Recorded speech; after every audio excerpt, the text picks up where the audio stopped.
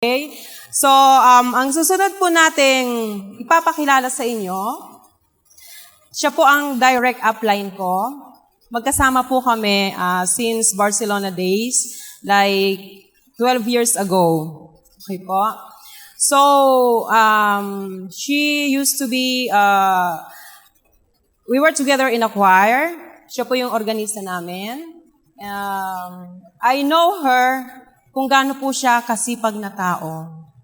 Personally, napaka-humble, napakabait, napaka-determinado. Importante, alam po niya kung ano yung dapat niyang gawin at kung saan siya papunta. Okay? So, that was 12 years ago at nung i-offer niya sa akin or introduce niya sa akin yung business 2 years ago, naging member po ako ng Sin Zone. Pag nagme-message po siya, nagulat po ako, ba't niya ako mini-message? Like, we've known each other for long, pero syempre matagal po kami hindi nagkausap. Nasa Barcelona pa ako that time, siya naman, nag-move na po dito sa Paris. Hi ate, kumusta? Ay ko, wow, kumusta ka? Ganyan. Meron akong i-offer sa'yo. Yayaman ka dito. Ay, networking yan. Kasi networker din po ako dati. Okay, hanggang sunod-sunod, panoorin mo to. Kaya naging member din po ako ng yung Rejection Club. President po ako ng Rejection Club. Actually, kahit pa po kakilala ko, ang ipapakilala ko na to, nireject ko po siya. Sa madaling salita po, from that time na in-approach niya ako, hanggang ngayon, 2 years lang. Sincerely, nakita ko kung ano ang epekto sa isang tao pagka alam mo kung ano ang ginagawa mo at kung bakit mo siya ginagawa. At pinaka-importante, kung nasaang kumpanya ka. Yun po ang pinaka-importante. Kasi po, mag-waste lang po tayo ng time and effort kung determinado ka, kasi may pangarap ka eh. Importanteng determinado ka. But, pagka po nasa mali kang kumpanya, sadly to say, pero mawi-waste lang. Hindi ko na pahahabain ang mahaba ko ng mga sinabi. I love you, upline! Nang dahil po sa'yo, nandito tayo. Syempre, dahil sa iba pang upline natin. Ano po? The first millionaire of Millionaire Circle in Europe of Say Empire International. Upline Rhoda Sikat! Ladies and gentlemen, Miss Rodora Sikat!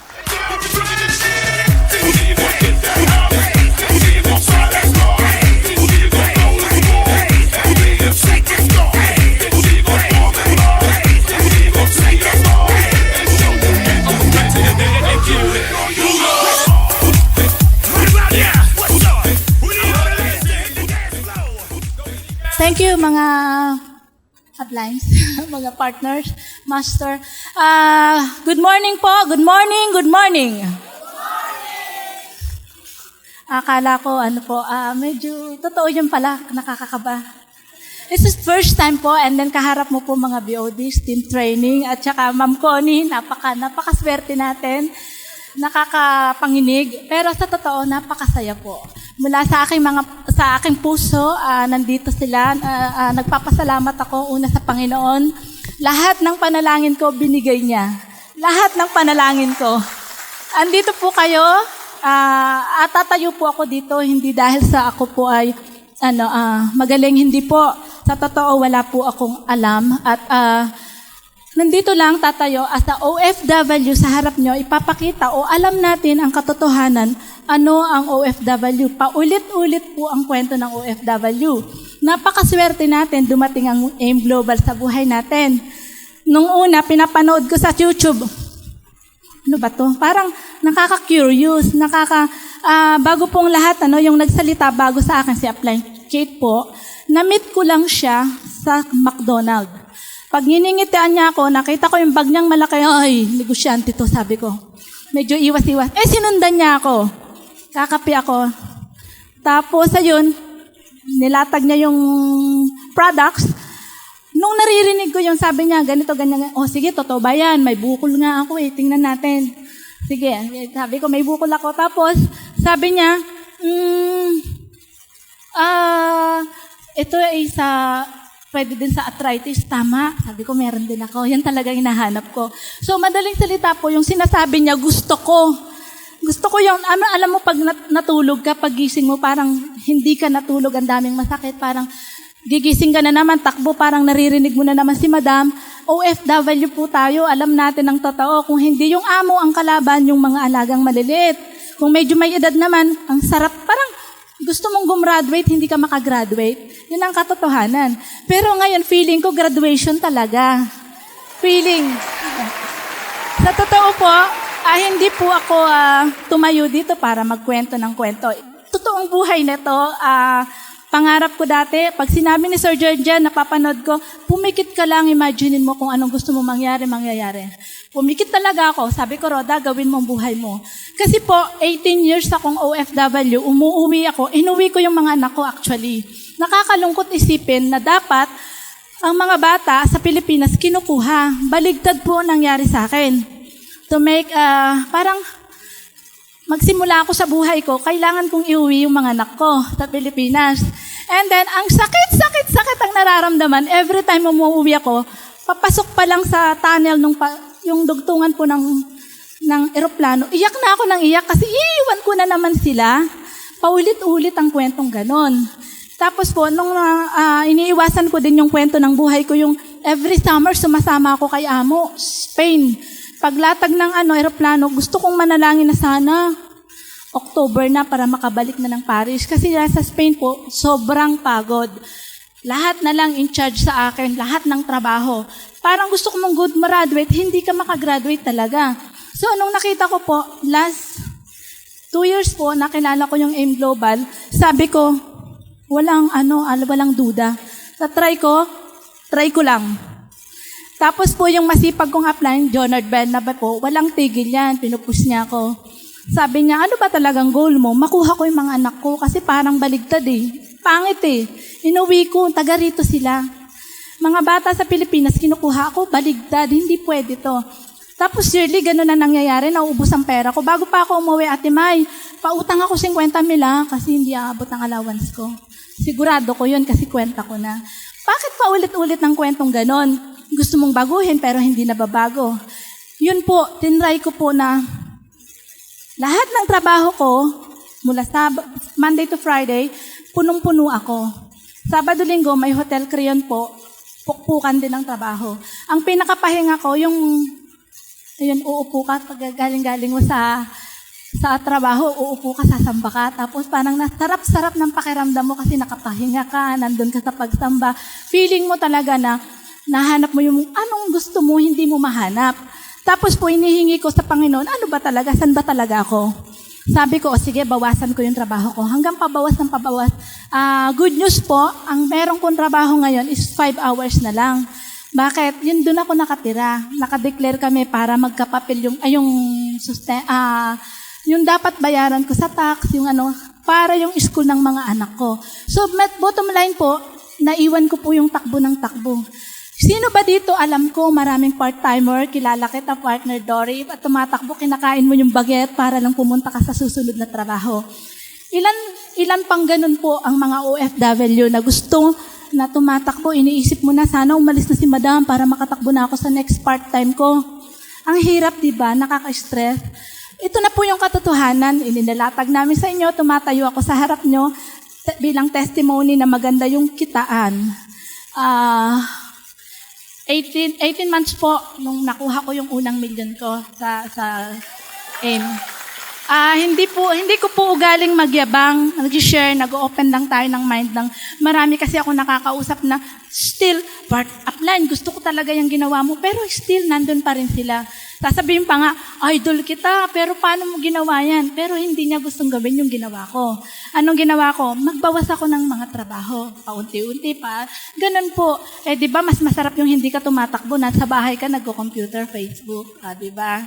Ang totoo po, Bago ko po ginawa ang AIM Global, dumaan po ako sa mga madramang buhay, nakakalungkot, wag na natin pag-usapan. Yung ang totoo is, kailangan mapagod ako, kailangan may ginagawin ako, nabaliw naman ako pag wala akong ginagawa sa Korean novela po. Kailangan may pamatay oras ako kasi ayokong isipin yung mga problema. Madaling salita, umikot ang mundo, inaral po yung AIM, at yung unang 2 buwan ko po, totoong kwento to walang naniwala sa akin. Napilitan po si Ivy Gale po. Pinilit ko, sabi niya, ayan, payin ako kulit mo Pero alam niya rin na magandang networking. So, sa madaling salita, unang buwan, inaral ko. Pangalawang buwan, nagtatrabaho na ako, tinabaho ko. Pangatlong buwan ko po, ayun, sabi ko, sunod-sunod, 1-5. Sabi ko, apply, hindi pa nagkakamali ang system. Nagising ako, may 10-5 ako. Tingnan mo, hindi po ako marunong sa computer. Saan? Ay, wala palakihin mo. Paano?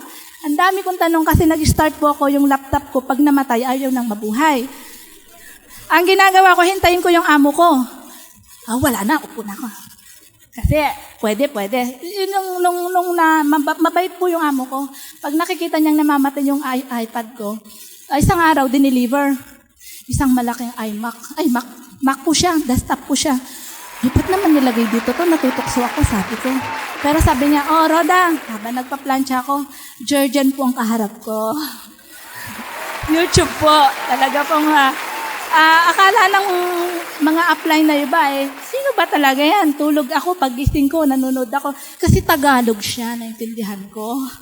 Pag si Brian Tracy, uulitin ko pa talaga Pero ang galing po ng mga pag nagpapa-mentor ka, iba pa rin yung nag-aaral ka na nag-aaral. So bottom line po, hindi po ako masipag din sa aral, sa totoo lang. Sa aming magkakapatid, kung makikita niyo po sila, lahat may mga kapatid akong valedictorian, lahat sila top 1. Sana sabi ko noon may colledos na. Walang colledos. Bunso po ako. Alam ni Ivy yan, si Ivy rin, laging nagtatap. Bakit yung pamangkin top? Ako hindi. Yung ganong kwento, pag sinasabi nagre-review ako, ayaw pumasok, nagagalit ang mga ate ko. Yan na ba? Top 5 ka lang talaga, diyan ka lang. Ayaw mo nang mas top 1 kasi sila po lahat top 1. Magagaling po sila. May valedictorian, may cum laude, kuya ko po. Ang gagaling nila. So, sabi ko na lang, saan ako magaling? Hahanapin ko ang sarili ko. Sabi, nung malaman ko sa AIM Global na kahit sino ka, pwede kang magiging mahusay ka. Aral lang, aral. Hindi po ako mag-motivate ngayon, hindi po. Nagkukwento lang. Kasi yung kwento natin, teleserye, talagang katabi ko pa yung tuwalya para pag umiyak ako, katabi ko siya, gusto ko. Nung nalaman ko na yung Korean naman, masaya palang Korean novela, mas gusto ko Korean. Paikot-ikot yung buhay, ganun lang. Nung makita ko yung mga anak ko, nakuha ko na, paggising ko, totoo, kasi katabi ko na sila. Parang ang sarap laging bagong gising, talagang bagong gising. Tapos yung bunso ko, pag ang kulit na, sasabihin niya, bababa na ako, siya pa magpapaalala, Mama, gamot mo, si 24/7. Siya pa yun. So dati, nasa trabaho ko, maalala ko, hindi pa ako nag-take. Nandun po yung inspirasyon na lagi kang kahit napapagod ka, kahit anong mangyari, nandyan sila. Napakasarap po yung pangarap mo nakuha mo. Siguro po yung kwento ko, kung hahaban ko, matutulog kayo, magugutom kayo. So, paiksiyan natin. Ang isang maiiwan ko lang pong salita para sa lahat, huwag pong susuko kasi maraming gustong magtuloy. Tuloy nyo lang po. Ilan ba sa atin, mga kakilala ko dito? Upline Liberty, Upline Marie Chris, ang sisipag nila. Ang sisipag, mga kasama ko, hindi, yung ginawa ko po, ginawa din naman nila Kilala ko din ang buhay ng mga gusto nilang kunin ng anak nila, paano.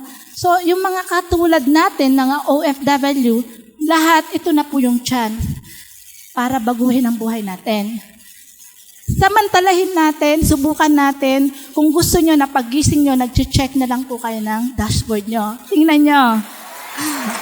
Totoo po yun. So, hindi ko na po pahaban. Una, binibigay natin, binabalik natin ang kapurihan sa Panginoon. Na ngayon, sa pagkakataong ito, first time, nakasama namin po kayo. Napakasarap po. At nahingi na kami. May kasunod na to kasi 2,000 lang daw. Diba? Yabang ko. 2,000 lang daw.